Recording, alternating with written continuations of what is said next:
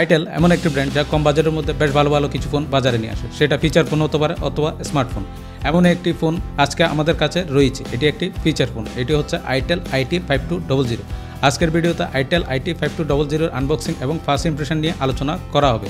তো চলুন ভিডিওটি শুরু করে যাক। এক্ষেত্রে শুরুতে যা উল্লেখ করা দরকার তা হচ্ছে আমার কাছে এই মুহূর্তে যে ফোনটি রয়েছে এটি টোটাল সিল প্যাক, তাই আপনারাও চেষ্টা করবেন একটি সিল প্যাক প্রোডাক্ট নেওয়ার জন্য।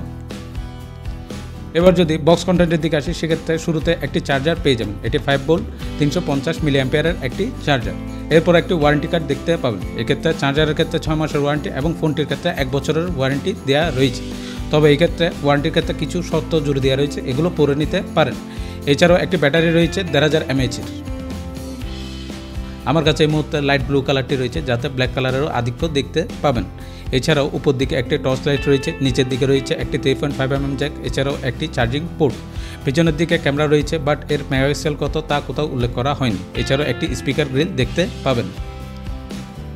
ফোনটিতে একসাথে 2টি সিম ইউজ করতে পারবেন, তবে এক্ষেত্রে একটি সুবিধা পেয়ে যাবেন, তা হচ্ছে একটি সিম চাইলে আপনি মাইক্রো ইউজ করতে পারবেন।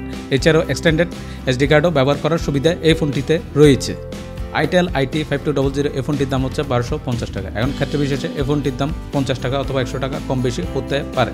এই ফোনটিকে বাংলাদেশেই তৈরি করা হয়েছে। সো এই ছিল আইটেল IT5200 ফার্স্ট ইমপ্রেশন এবং আনবক্সিং।